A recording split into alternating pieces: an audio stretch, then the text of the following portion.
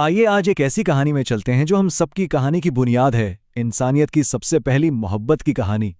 یہ صرف ایک قصہ نہیں بلکہ ہر زمانے کے لیے ایک ایسی مثال ہے جس میں گہرے سبق چھپے ہیں۔ تو ذرا تصور کریں، ایک ایسی جگہ، ایک ایسا وقت جب کچھ بھی نہیں تھا سوائے سکون، خوبصورتی اور ایک نورانی خاموشی کے۔ یہ کہانی اسی جنت سے شروع ہوتی ہے۔ تو اس بے مثال باغ میں اس کہانی کا آغاز ہوا کیسے؟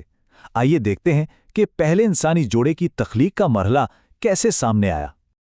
اور پھر حضرت آدم علیہ السلام کو تخلیق کیا گیا، ایک ایسی ہستی جن کی روح میں نور تھا اور جن کے وجود میں ایک بہت خاص مقصد رکھا گیا تھا۔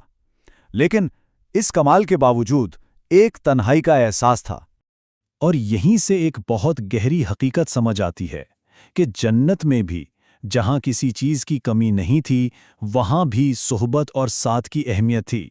حضرت حوا کی تخلیق سے صرف حضرت آدم کی تنہائی دور نہیں ہوئی، بلکہ خود جنت کی تصویر بھی مکمل ہو گئی۔ یہ وہ لمحہ تھا ان کی پہلی ملاقات کا، جہاں دو روحیں ایک ہوئیں اور کائنات میں محبت کے پہلے سب سے پاکیزہ رشتے کی بنیاد پڑی۔ تو محبت کا یہ پہلا رشتہ کیسا تھا؟ یہ صرف ایک دوسرے کے ساتھ ہونے کا نام نہیں تھا، بلکہ ایک دوسرے کے لیے رہنمائی کا سفر تھا، ایک دوسرے کو مکمل کرنے کا نام تھا۔ ان کا تعلق باہمی احترام پر تھا، ایک دوسرے کو بہتر بنانے کی کوشش پر تھا، اور ایک مشترکہ مقصد کے لیے صبر کرنے پر قائم تھا۔ وہ ایک دوسرے کے لیے استاد بھی تھے اور بہترین دوست بھی۔ لیکن اب کہانی میں ایک نیا موڑ آتا ہے، ایک ایسی جگہ جہاں ان کے سامنے ایک آزمائش رکھی گئی، ایک انتخاب کا لمحہ آیا۔ انہیں ایک بہت واضح اور بالکل سیدھا حکم دیا گیا تھا۔ یہی ان کی آزمائش کا مرکز تھا، جس پر ان کے اعتماد اور ان کی اطاعت کا انحصار تھا۔ سوچنے کی بات یہ ہے کہ کیا یہ صرف ایک درخت کا سوال تھا، یا یہ اس سے کہیں زیادہ گہرا تھا؟ یہ اصل میں اس بات کا امتحان تھا کہ وہ اللہ کے حکم پر کتنا بھروسہ کرتے ہیں، کتنی محبت رکھتے ہیں۔ اور اس انتخاب کا نتیجہ کیا نکلا؟ یہ کہانی کا وہ اہم موڑ ہے جہاں سے انسانیت کا ایک بالکل نیا سفر شروع ہوتا ہے۔ یہ وہ لمحہ تھا جب انہیں اپنی بھول کا فوراً احساس ہو گیا۔ جنت کا وہ سکون اب ایک پچھتاوے میں بدل چکا تھا۔ اور شاید اس کہانی کا سب سے خوبصورت پہلو یہی ہے، اپنی مشترکہ غلطی کے لمحے میں بھی ان کا رشتہ ٹوٹا نہیں، بلکہ اس آزمائش میں وہ ایک دوسرے کے اور بھی قریب آ گئے۔ دونوں نے مل کر معافی مانگی۔ ان کی توبہ صرف افسوس کا اظہار نہیں تھی، یہ اپنی انا کو قربان کرنے اور مکمل عاجزی کا عمل تھا۔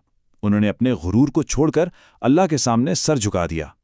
لیکن یہ کہانی کا اختتام نہیں تھا، یہ تو ایک نئی شروعات تھی۔ ان کا زمین پر آنا کوئی سزا نہیں تھی، بلکہ ایک نئے مقصد کا آغاز تھا۔ تو کیا زمین کا سفر ایک سزا تھی؟ نہیں، یہ کہانی اسے ایک موقع کے طور پر پیش کرتی ہے، ایک ایسا موقع جہاں وہ انسانیت کی بنیاد رکھ سکتے تھے، اور محبت، صبر اور معافی کے اسباق آئندہ آنے والی نسلوں تک پہنچا سکتے تھے۔ تو اس پورے ناقابل یقین سفر کے بعد وہ کون سی لازوال باتیں ہیں جو آج بھی ہمارے ساتھ ہیں؟ آئیے دیکھتے ہیں۔ یہ کہانی اصل میں ہمارے اپنے رشتوں کی عکاسی کرتی ہے۔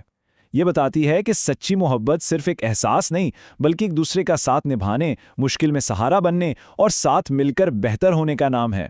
ان کے سفر کا خلاصہ شاید یہی ہے، جنت سے زمین تک کا سفر، جو انہیں رہنمائی کا ایک لازوال مینار بنا دیتا ہے۔ اور یہ بنیادی کہانی ایک لازوال دعا کے ساتھ ہم تک پہنچی ہے، جو ان مرکزی کرداروں اور ان کے بعد آنے والی تمام نسلوں کے لیے ایک خوبصورت پیغام ہے۔